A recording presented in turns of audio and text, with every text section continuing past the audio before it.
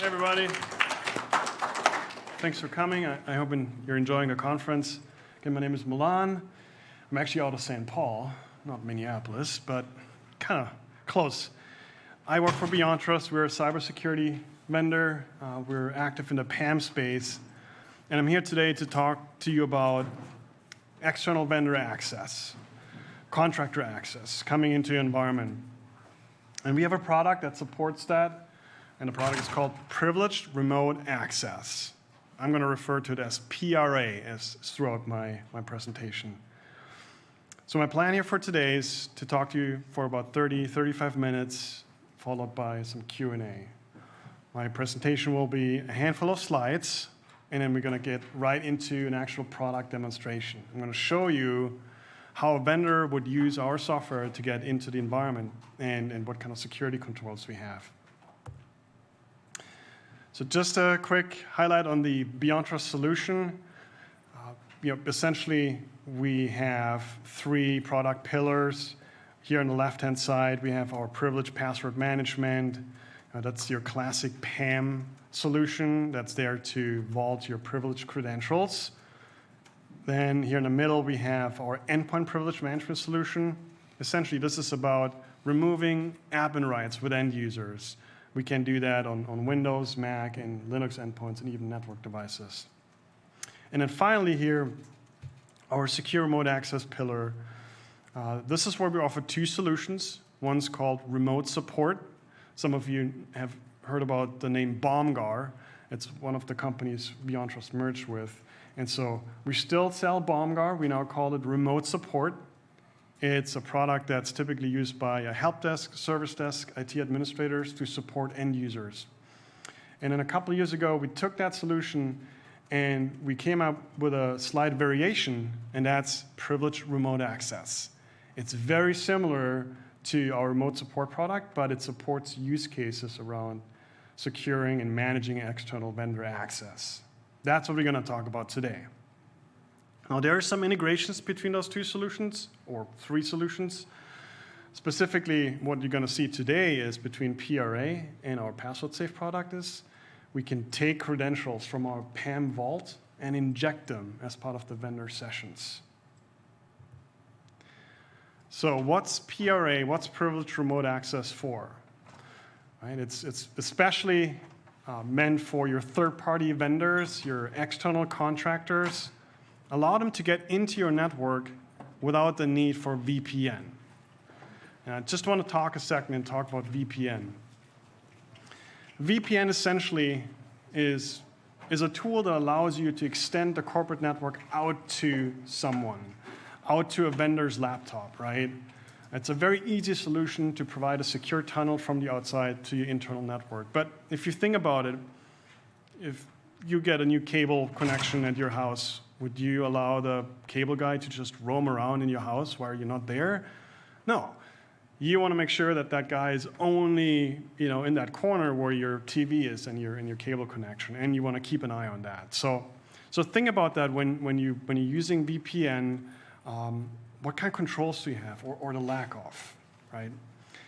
So with PRA, we can allow you to manage access, external vendor access, without the need for VPN, and provide you granular controls around managing the permissions just in time.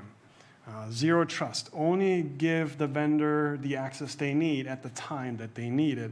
And at any given time, we want to make sure we can monitor that in real time, and we can record it so that if there's an incident or dispute, we can go back in time and understand what they did, right? The other interesting use case is actually, for your privileged insiders, your IT administrators that are working from home, that might be traveling like yourself today, providing you a way to connect to the assets in your environment without the need to spin up VPN. And again, provide you the same level of controls that we can implement with vendors. How do you access the tool? I think that's very important. Again, with a VPN software, I've talked to customers where they would prepare laptops and install VPN software, and they would ship them out to vendors just so they can securely access their environment, right? There's a lot of work and maintenance involved with a VPN solution. In contrast, with BeyondTrust and PRA, all the vendor need is a browser, a modern browser that's HTML5 capable, right? That's enough. You're going to see that as part of my demo, how we can use just a browser to access the assets that we've been given access to. But we also have so-called fat clients that you can install on a Windows, Mac, or Linux desktop. We even have mobile device apps, right? So if you're a vendor or an IT administrator and you're not at the office, you're at lunch or at the baseball game, right? You don't have to go back to the office and spin up your VPN client. You could pull out your cell phone and access any asset remotely from your cell phone or from your mobile device. So very flexible, very easy to use, and that's important when we think about external vendor access. How do we maintain the software that they use to access our environments? How is it deployed? Yeah, we still sell those physical appliances. So there are a requirement for some of our customers, but most of our customers nowadays go either virtual appliance that they host on-prem in their own data center or in their own private cloud, in their Azure or AWS cloud. And the majority of our customers go with the BeyondTrust cloud offering. What that means is we simply take a virtual appliance and we host it for you in AWS. So it's a single tenant offering. It's not a traditional SaaS offering where you share login servers or databases with other customers. We take a purpose-built appliance and we host it for every single customer. We host a single tenant appliance that comes with a unique URL and a unique certificate. So I think that's one first important layer of security is that we don't mingle customer environments. We have individual, single purpose-built appliance for each customer. And then you can license that per node, like the number of assets that you manage remote connectivity for, or the number of users that ultimately are using that tool. All right, that's all I had in terms of slides. Typically, I have an hour or more for demonstrations, but we're also going to have a Q&A here in the last 10 minutes of our session here today. But now I'm actually going to go into a live demo. I'm going to see how a vendor actually would use the tool to access my environment. Well, let's hope the hotel Wi-Fi doesn't throw a fit here. This is the demo moment here, right then and there. So we're going to step into the shoes of one of my vendors. Her name is Martha. She works for the Acme Corporation, and she needs access to my environment to access some of the assets that they're responsible for. So what she does here, she opens a browser, in this case Edge, and she navigates to my PRA URL that I gave her. The first thing she sees is a login agreement. So before she enters the software and passes a secure gate and gets into my house, she has to agree to some terms and conditions that I can customize and put up here. So once she accepts that, she then has to authenticate with a given username or password. Right? This is where we could integrate with your Active Directory, with your SAML provider, whatever you might be using today, or even local accounts if you wanted that. In my case, it's an Active Directory account, and once she passes that, well, she's been prompted for a second factor. So in my case, I'm just going to pull up my MFA app here. In this case, it's Google Authenticator, but it could be any app, something like Duo. But anytime we expose a solution to the internet, right, of course we want to protect it against brute force attacks. So once the vendor passes the secure gate, now I expose Martha to the assets that she's allowed to access. It's a very clean interface, right? There's not a lot going on. We can see here there's 4 assets that she can access. And it's also broken down into jump groups. So here we have one remote application. It's also something we can do, tapping into a little bit of the Citrix world, right? The thought is, if a vendor only needs access to a specific app, why giving that vendor access to a full desktop or server if you can just give her access to that one app? So we have one of those here, and then there's another a jump group here where we have 3 assets that she's allowed to access. So let's start with a simple example here. We have a Windows server, production control server that she needs to connect to. So from here, she can now initiate what we call a jump. In the background, it uses our agent-free technology to now create a secure tunnel between our appliance and your asset. So in the next step, typically, when we look at legacy RDP connections or SSH connections, the vendor now has to specify a username and password. So what do? We pull up LastPass or any other tool, maybe a piece of paper or something that we memorized, and we now have to type that in. We have to authenticate to that asset that we want to connect to. And just the fact that the vendor knows those credentials, knows that password, is a risk in itself. And it's also a hassle, especially if we want to rotate those credentials regularly to make sure those credentials don't become stale. So the BeyondTrust solution is different. PRA comes out of the box with a small entry password vault that sits on the appliance. I can feed it automatically from Active Directory. I can manually add credentials. So instead of allowing my vendor to know a credential, I present her with a list of credentials that she's allowed to use to authenticate as part of that connection.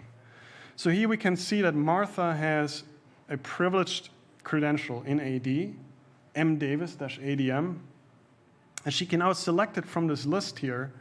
When she clicks OK, we're injecting those credentials and perform the authentication process. So we're now actively vaulting the credential that the vendor is using to connect to our system. We're not exposing those passwords anymore. So we don't have to worry about what that person is doing with those credentials, where those credentials are stored. And when that person leaves that organization, I can take that LastPass with me.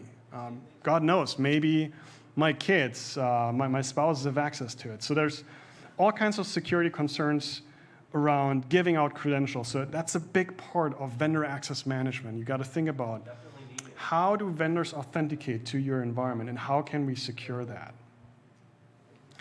So now, again, she's just in a browser, same experience as a legacy RDP connection. She can now go about here doing her work. And of course, from our perspective, we want to have real-time visibility into what our vendors are doing. So at the same time, we have Sean. He's one of my security analysts or IT administrators. Sean has the PRA desktop console running, and he can see at any given time which vendors are currently connected to our network. So here we can see Martha, and we can see that she's currently connected to the system. And from here, our managers, security analysts can join ongoing sessions in real time, right? So I can now tap into my vendor session. If I layer this on top of each other here, we have Martha's window. You can see anything that Martha is doing is shown in real time on Sean's screen, right? So we now have real-time visibility into vendor sessions at any given time. You don't get that from a VPN connection. At the same time, if there's something going on that we don't agree with, something suspicious, we can also take over those sessions, steal them, take them from the vendor, and then terminate them, right? We also have the ability, while we are monitoring the vendor, to communicate with the vendor. There's a chat box here on the right-hand side, so we don't even have to call. We can exchange messages here using the chat. And everything that's happening right now as part of that session is logged. So we have a paper trail that is set in stone on the BeyondTrust appliance. It cannot be altered, which is also super important. If you have a tool that has client-side logs, and your users are local admins, they can tamper with those logs. They're useless when you have an audit. So we log everything server-side, and it cannot be altered by anybody. All right. So that was a very simple example of how a vendor could leverage PRA to initiate a session. Now let's take it a step further, right? Let's think about these business-critical systems, production control systems, maybe HR or finance systems that are mission critical, right? What happens if a vendor comes in, installs an update, or bounces that system? It could really hurt production. Or, if there's something open in HR or finance, that could be a privacy issue. So we need some additional controls when vendors come in. Keyword just-in-time access, right? So here we have another system, app 01. Looks like the same workflow for Martha. But now if she initiates a jump, instead of getting connected to it, she's being presented with a request form. This is because I applied a workflow control on this connection. It means that the vendor now first has to get permission from me or from the system owner to connect to the system, right? Effectively creating a just-in-time workflow here. So the vendor can now, or we can require them to put in a reason, maybe a change control number, whatever the requirement is. We can specify that here in a text. And then in the next step, we ask the vendor, when do you want to access that system? So the vendor can also plan ahead of time. Maybe you have to come in next week, for a couple of hours, minutes.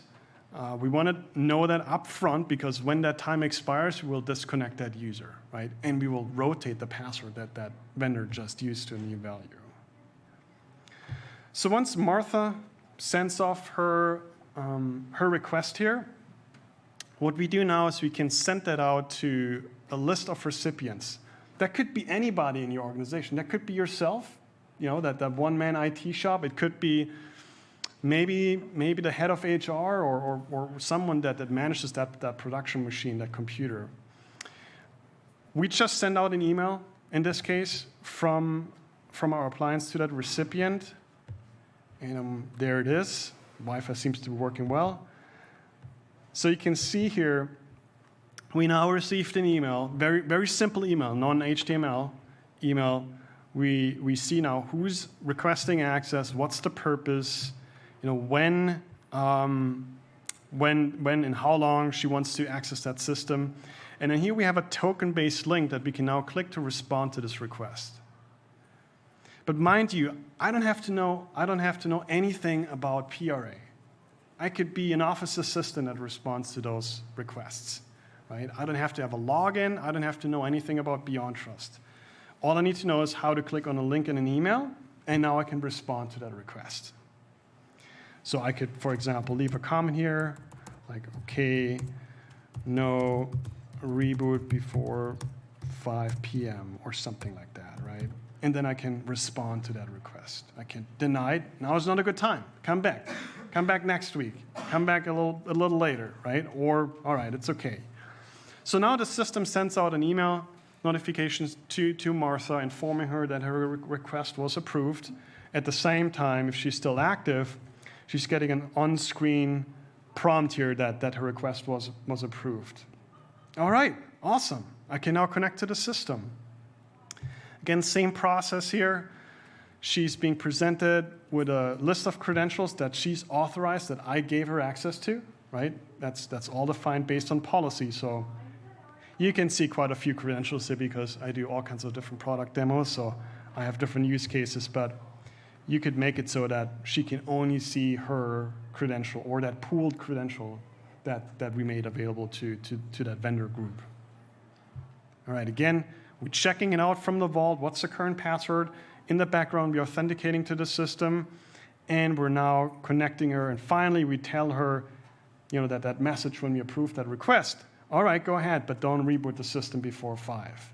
Again, all of that is as part of our audit trail. We go back in time. If you look at the reports, all of this is part of the reports. The vendor cannot claim that we didn't ask them to not reboot the system before 5 p.m. And everything is recorded. We now have a recording that we can access as soon as that session is over. So we can replay that if there's a dispute. We can also download it as an MP4 file. Maybe she did something revolutionary and we can use it as a training video, right? So we can also download those sessions as a video and hand them out later. All right. So again, same aspect. Real-time visibility. We can see Martha is connected to app 01. We have the ability to join that session for overview, or we can take over that session, steal it from her. You can see it now. It's closed for Martha. We took it over, and we can now terminate that session, right? So if there's something suspicious going on, you're now in full control.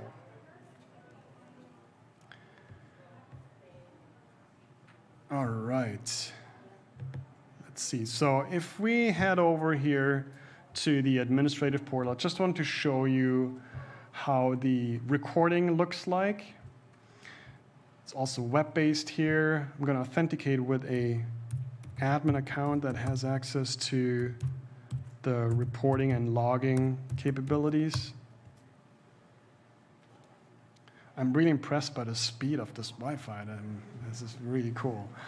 So reports, I'm just going to skip here the fine print. We're going to go to reports. So this is where we can see all of the sessions for the last 90 days. They're stored there for live review. I'm going to go here to the very end, and you can see the sessions that just took place. They're immediately available for review. So if we click on the details here, you can see now this is the paper trail. We understand who, what was that session? Who were the session actors, right? Who was involved? Where did they come from? As I said, what did they do as part of that session? All of that is logged, right? We can download that.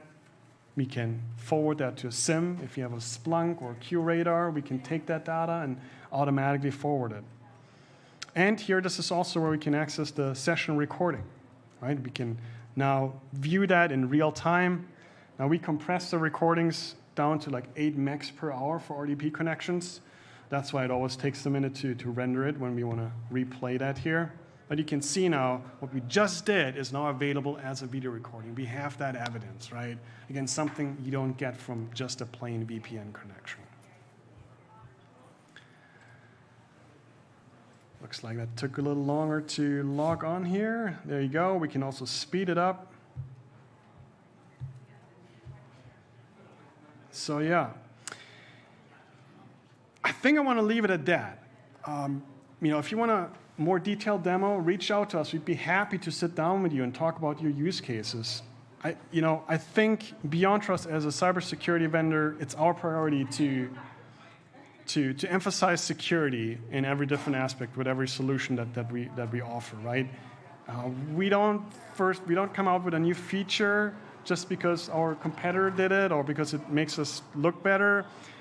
Security is our number one priority. And so finally, I just want to leave here with the architecture overview. I told you, you can host it yourself as a virtual machine in your environment, in your private cloud, or you can go with the BeyondTrust cloud hosting. But no matter how it's hosted, it always comes back to a purpose-built virtual appliance or appliance. It's a custom-built Linux kernel that we developed just for the purpose of remote access. All connections are either done through our jump point, that's our version of a bridge server that would live in your environment, or through a locally installed agent. But the key thing here is that connections are always initiated outbound on port 443. So you don't have to open up any ports for incoming connections into your environment. The jump point or the client, they send out a heartbeat on port 443 every 5 seconds to the appliance, and they wait for connection requests.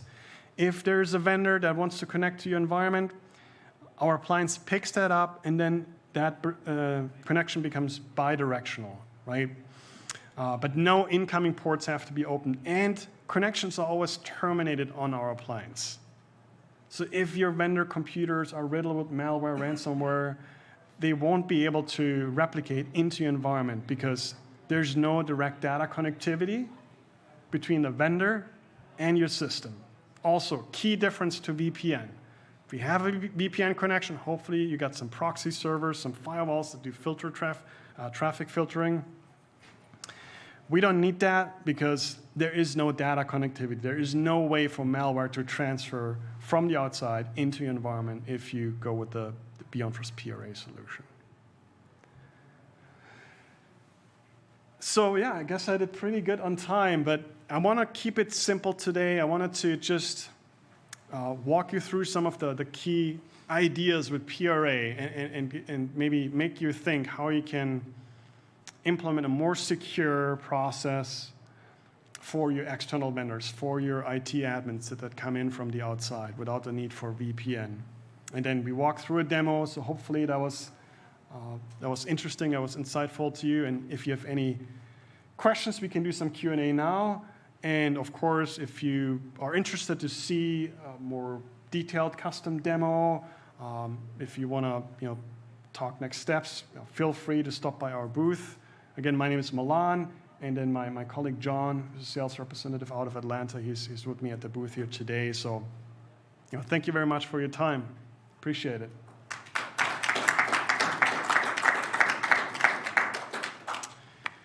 What questions do you have for me? Anything? All right, back there. If you say lost internet connectivity, say it was power outside here right now, and you had something rather important on the other side, does it do an auto reconnect before you get in there, or do you have to go through those steps? If you lose the internet connection, you will get logged out of the console, but the connection to the asset is still be active. So as soon as you re-authenticate to the PRA console, you'll simply be able to continue the session where it left off the last time. And then, yeah. So it seems like this is geared for IT companies that are coming into my network. Can this solution be used for the end users as well? It can. We last 2 years, where more and more people are working from home, we got more and more requests for this to be used for end users. And I think there's a lot of use cases where, yeah, it would be a valid solution. There are some cases with end users where maybe we won't be able to fulfill those requests. So for example, we don't transfer audio as part of our remote sessions. It's visual only. Some users, like graphic designers that are rendering movies, they want to hear audio, or, and so there are some things that we can't do, but, if it's about giving an employee access to an asset or an application or even a web portal, and it's just visual video based, yes, I think that those are some valid use cases also for end users. Mm-hmm. Yeah. I wanted to actually do a quick poll here. Who in the room, can I get a sign of hands, who's using VPN today for getting into the environment? Oh, it's almost 100%, yeah. So hopefully, that was gave you some thoughts here on how you could improve your process. So, any other questions here, maybe from the outside, from our internet-connected users? I don't see anything. None so far. All right.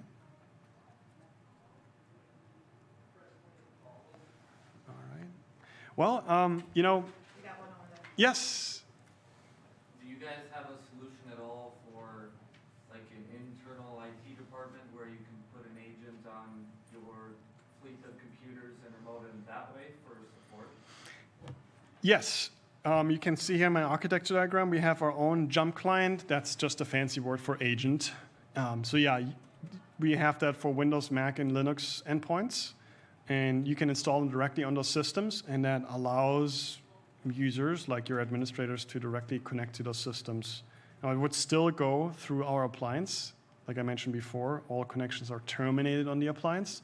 But yeah, it can be used by privileged insiders as well as vendors. And I actually think some of the value adds is that it's a better user experience for vendors and your admins. Because if you think about it, we vault all of the credentials that are used for those remote connections. You don't have to remember all these different passwords for your Linux, for your Windows servers, local and AD. They're now all vaulted in PRA. And I can just select them and inject them. I don't have to copy and paste them from my LastPass or from my KeyPass anymore. So I think it's a really good use case for internal admins to use PRA to access assets across the environment, no matter if they're in the office or working from home. It's always the same user experience, and if you're outside, you don't need to connect to VPN first. You can just open your browser and access your service that you're responsible for. Yeah. Yes, back there, please. Okay, you mentioned that all the data traffic is terminated on the appliance, right? Correct. I'm assuming there is a medium for which you can actually transfer data from the internet session to the actual device. So my question would be, using that medium during that transfer, how are you able to ensure that when that connection is initiated, the malware doesn't actually utilize that connection to go to the device? Yeah, that's a really, really good question. So number one, we do have clipboard sharing that can be enabled through policy. It's not just there, like with an RDP connection where you can copy and paste. If you trust your vendor, you can enable that, and they can use it to transfer files. And for our Jump client-based connection, we have our own native file transfer. So it's like a file explorer that allows you to drag and drop files from left to right. That can also be controlled through policy.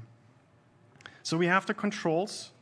It's up to you whether you want to allow your vendors to do so. Do we have like an integration with an AV scanner today to intercept and scan those files? Not today. It's a very common request, and we're working on that. But as of right now, we give you the controls whether to enable or disable it or control it in terms of what folders your vendors can access on your targets. But that's kind of like where it ends today in terms of controls. So it's a good question, and hopefully my product manager takes note of that question, because I really want to see that feature as well, to scan files in real time. Yeah. How about dual monitor support or multi-session? Yep, fully supported. So I have just a VM here, it's hard for me to show. But yeah, we have full monitor support. You can essentially, you'll have like all of the monitors that are connected to the target represented by like thumbnails down here.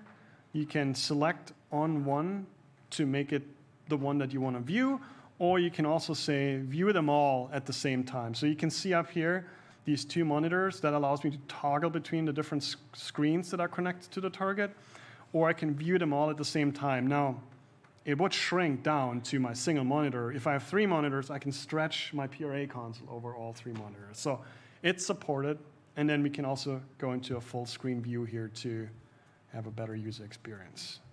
Yeah. Mm-hmm. Yeah, any other questions, guys? That would be nice. I think you missed the second half of this multi-session. Because like if I wanted to open up 3 SSH sessions, can I do that, or is it just one session? Absolutely, yeah. You can see I'm already logged on here to my production server. I can go back to my home screen, and I can start another session. I don't know what the actual technical limit is. I know, it probably depends on how much RAM you have on your machine. You can have multiple sessions open in a PRA console at the same time.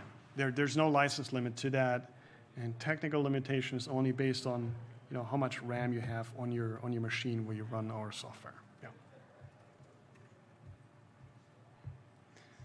Does that apply to, because I see toggling between that and the desktop app, does that also apply on the web interface? Yes, yep. Yeah, the only difference between a web interface and a local console is that if you're an administrator that owns the solution and you want to be able to create new connections that be ultimately staging for your vendors, you have to do that in the desktop console, right? So admins would usually fall back to the desktop console, whereas if you're just a requester, a user like a vendor, it's basically read-only access, then the web console is fine. But other than that, there's feature parity. You can have multiple sessions open at the same time. That's no problem at all. Yeah. Same applies to the mobile device console that we offer, right? You can also have multiple sessions open there. Now, it's not the best user experience on a cell phone, but again, your vendor, there's an error message that you need to show your vendor. You tell your vendor, hey, go on my server and check that. I can zoom in and click OK. So it's nice to have for some of those edge cases, but I wouldn't use it for full sessions. That would be a little painful. Yeah. From like an internal service desk standpoint, using it within your own IT department, what features are there for inventory management for when you decommission machines? Is there reports that you can run of machines that haven't connected in the last 30 days, or automated cleanup tasks for removing machines that haven't checked in for a long period of time? Yep. There's a checkbox you can activate saying that if machines, like you said, have been offline, so you can see here, this one here is just not turned on, right? It's gray. So if it's been in an offline state for, you can define 10 days, 30 days, 90 days, then remove it. And therefore also relieve my license count. Yeah, we have that as an ability to enable, yeah. Yeah.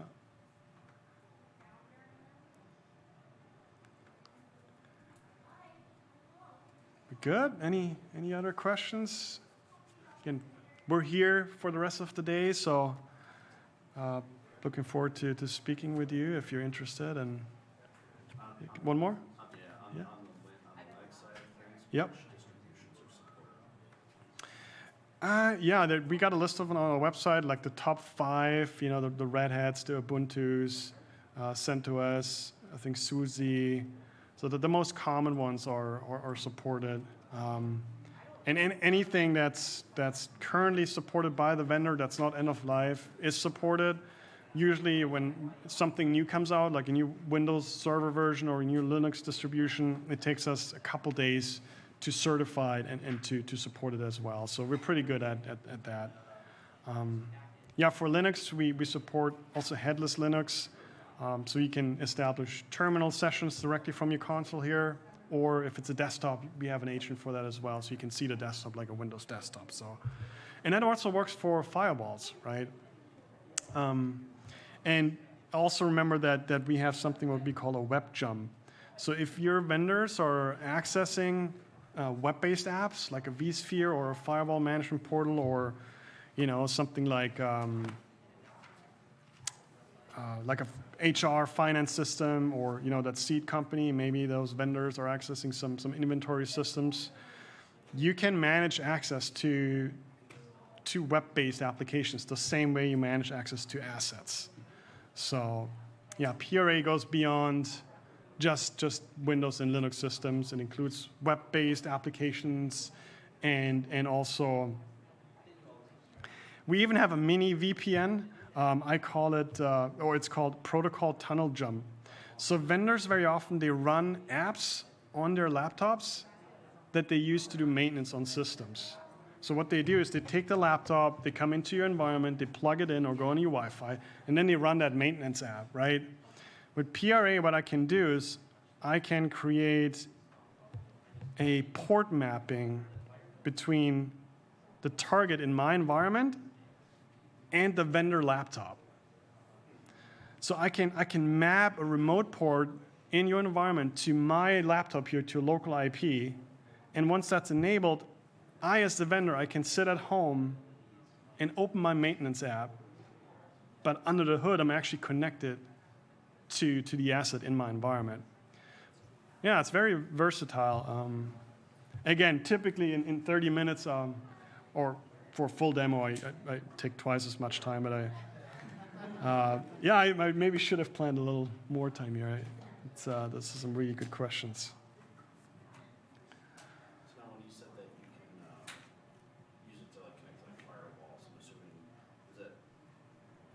web-based or SSH session? Either. Okay, so presumably you can do the same with like storage arrays then? Yep. I mean, anything that listens on port 22, we can do. Yes. We even support legacy protocols such as VNC. So if you have like, I work with customers to still have Windows XP or Windows 2000, right? There's no, we don't have clients for that anymore, right? But VNC still works on those devices, right? We can leverage that protocol and actually establish connections using the VNC protocol. So, yeah. Yeah. All right, thank you so much. Enjoy the rest of the conference.